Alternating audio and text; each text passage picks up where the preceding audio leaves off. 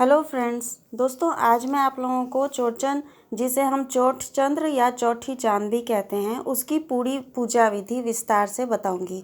अर्पण कैसे पड़ता है, मिथिलांचल में कैसे चौरचन मनाया जाता है, सारी बातें आपको इस वीडियो में मिल जाएंगी, तो प्लीज़ वीडियो पूरी देखें।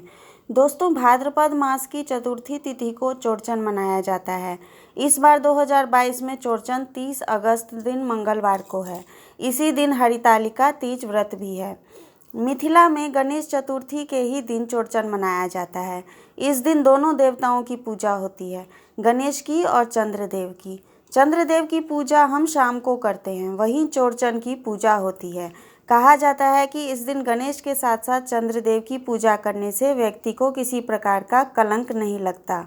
अब इसकी पूजा विधि जानते हैं।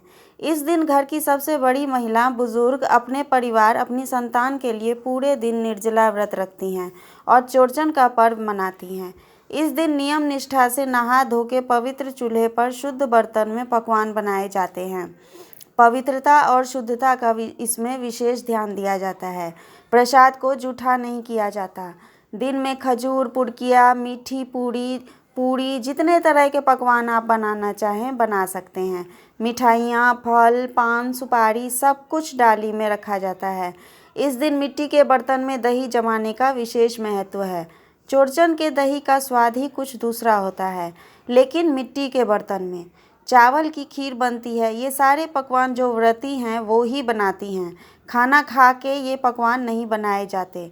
चावल को 2 घंटे पहले ही पानी में फूलने के लिए दे दें, उसके बाद उसे पीस लें। ये आपका पिठार तैयार हो गया अर्पण के लिए।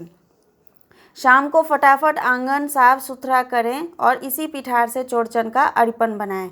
अगर आपको अर्पण कुछ भी नहीं आता तो सिर्फ गोला जैसा बना लें। 2 कलश पड़ता है, उसके नीचे भी गोला बना दें और सिंदूर लगा दें।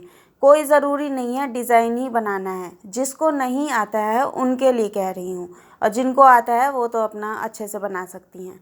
डाली, दही, जो भी चीज़ें आप रखेंगी बिना अर्पण के नहीं रखना है। चांद ज़रूर बनाएं, अष्टदल भी बनाएं। मरड़ खोटा जाता है। मरड़ खोटना क्या होता है? केले के पत्ते पर बीच में खीर रख के उस खीर को मीठी पूरी से ढक दिया जाता है। घर के जेंट्स ही इसे पहले खाते हैं। इसे कहा जाता है मरड़ खोटना। सारे पकवान, डालियाँ, दही आंगन में अर्पण पर रख दी जाती हैं।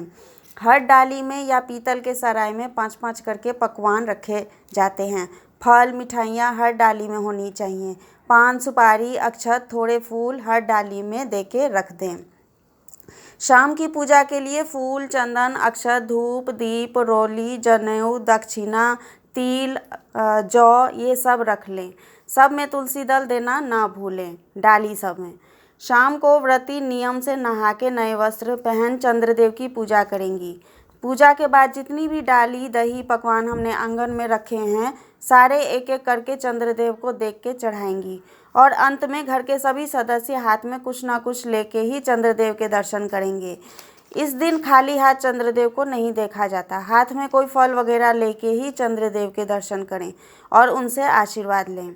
वहीं पर व्रती सारे पकवान, दही को जल से 3 बार उत्सर्ग करेंगी। उसके बाद पूजा विसर्जन। इसके बाद सर्वप्रथम ब्राह्मण को भोजन कराएं। दाल, पूड़ी, सब्जी, विभिन्न प्रकार के व्यंजन बना के खिलाएं। इस दिन अरिकंच की सब्जी और ओल की चटनी का विशेष महत्व है। ब्राह्मण को खिला के सर्वप्रथम व्रती अपना व्रत खोलें और सब सदस्य भोजन करें। प्याज का सेवन सब्जी में ना करें। तो ये चौरचन पावन की पूरी विधि आदि से अंत तक मैंने आप लोगों को बताई है, मिथिलांचल के नियम से। वीडियो अगर अच्छी लगती है तो प्लीज़ एक लाइक और सब्सक्राइब ज़रूर करें।